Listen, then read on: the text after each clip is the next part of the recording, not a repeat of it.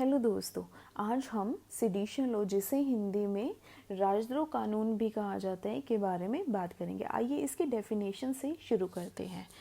Indian penal code के section 124A के अनुसार सेडिशन को एक ऐसे ऑफेंस की कैटेगरी में रखा गया है जिसमें कोई भी व्यक्ति है वो भारत की गवर्नमेंट के अगेंस्ट अगर कोई भी शब्द, चाहे वो रिटन है, चाहे स्पोकन है, साइन है या विजिबल रिप्रेजेंटेशन से हेट या डिसअफेक्शन फैलाने की कोशिश करता है तो उसे अपराध माना जाता है। ठीक है, अब यहाँ पे डिसअफेक्शन को डिफाइन किया गया है। Disaffection include disloyalty and all feeling of enmity. Enmity का मतलब शत्रुता। नेक्स्ट पॉइंट पे आते हैं। According to apex code, healthy criticism isn't comes under this law. इसका मतलब ये है कि ऐसा नहीं है कि अगर आप कुछ भी गवर्नमेंट के अगेंस्ट बोलोगे तो आपको बस पकड़ के जेल में बंद कर दिया जाएगा, ऐसा नहीं है। हमारे सुप्रीम कोर्ट कहती है कि आपकी जो स्पीच है वो भड़काऊ किस्म की नहीं होनी चाहिए। ठीक है, अगर आप गवर्नमेंट की पॉलिसीज़ को कंपेयर करते हो दैट इज़ ओके, उसको सेडिशन लॉ के अंडर ऑफेंस नहीं माना जाता। नेक्स्ट पॉइंट पे आते हैं। Sedition is a cognisable, non bailable and non compoundable offence. अब कॉग्निसेबल का मतलब क्या है? कॉग्निसेबल का मतलब है with in the jurisdiction of the court. ठीक है, नॉन बेलेबल का आपको पता ही है, उसमें बेल नहीं मिल सकते। और नॉन कंपाउंडेबल का मतलब है नॉन कॉम्प्रोमाइज्ड ऑफेंस है। मतलब कि अगर आपने आपके स्पीच भड़काऊ किस्म के है जिससे हमारी गवर्नमेंट है उसके अगेंस्ट कुछ ऐसा बोला है जो हमारी यूनिटी को तोड़ता है, हमारे नेशन की यूनिटी को तोड़ता है, तो आप ऑफेंडर बन जाते हैं और आपको सज़ा दी जाती है। ठीक है, अगर इसकी पनिशमेंट की बात करें तो मैक्सिमम पनिशमेंट में आपको क्या हो सकती है? लाइफ इम्प्रिजनमेंट हो सकती है विद फाइन और विदाउट फाइन, वो डिपेंड करता है। ठीक है, नेक्स्ट जो हमारा आते हैं हम नेक्स्ट पॉइंट पे आते हैं। A person charge under this law is board from government job.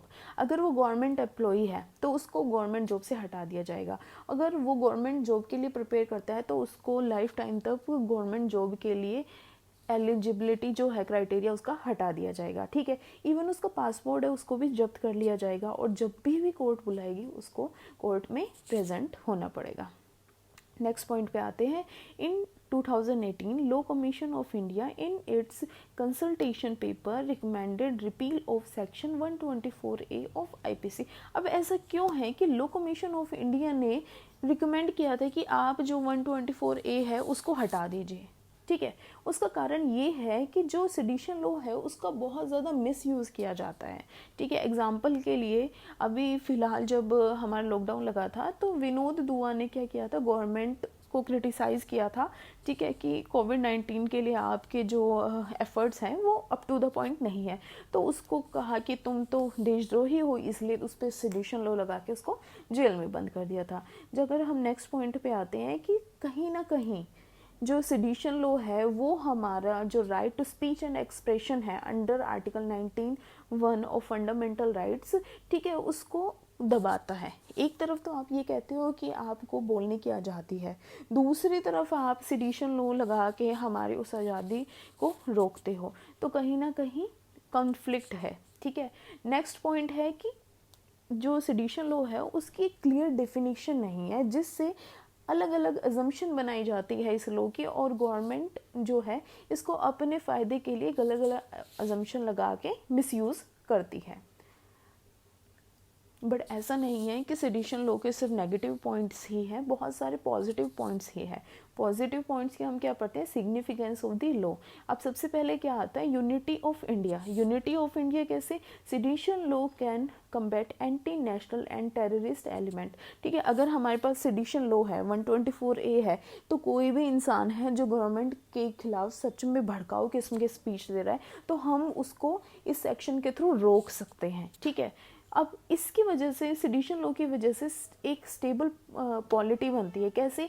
हमारी गवर्नमेंट को वो प्रोटेक्ट करता है। ठीक है, protect the elected government from attempt of overthrown by violence and illegal means. ठीक है, अब पब्लिक ऑर्डर बिल्कुल सही है। ठीक है, सेडिशन लॉ की वजह से पब्लिक ऑर्डर भी क्या होता है, मेंटेन होता है, क्योंकि उसकी वजह से लोग कुछ भी नहीं बोल सकते। उनको ये डर रहता है कि अगर आप गलत किस्म के, भड़काऊ किस्म के अगर स्पीच दोगे, एक दूसरे को लड़वाओगे, धर्मों को लड़वाओगे, तो आपको सिडिशन के अंदर लाइफ इम्प्रिजमेंट या फिर किसी भी तरह की बहुत ही बड़ी पनिशमेंट मिल सकती है। आइए अब बात करते हैं दूसरे देशों में कैसा है सेडिशन लॉ के बारे में। अब बहुत सारे तो देश है जैसे कि ऑस्ट्रेलिया, घाना, यूके, कनाडा, नाइजीरिया, युगांडा, जिन्होंने सेडिशन लॉ को अनडेमोक्रेटिक और अननेसेसरी मान के छोड़ दिया गया है। ऑस्ट्रेलिया ने तो इसको 2010 में ही हटा दिया था, और यूएसए ने क्या किया, बहुत सारी प्रोटेक्शन दी है फ्रीडम ऑफ स्पीच के लिए, ठीक है। यानी सेडिशन लॉ वहाँ पे लगता है, बट वहाँ पे फ्रीडम ऑफ स्पीच को मोर स्ट्रॉन्ग बना दिया गया है, ठीक है। तो आज का टॉपिक हम यहीं पे ख़त्म करते हैं। Thank you. अगर आपका कोई भी क्वेश्चन है तो आप कमेंट बॉक्स में लिख सकते हैं। Thank you.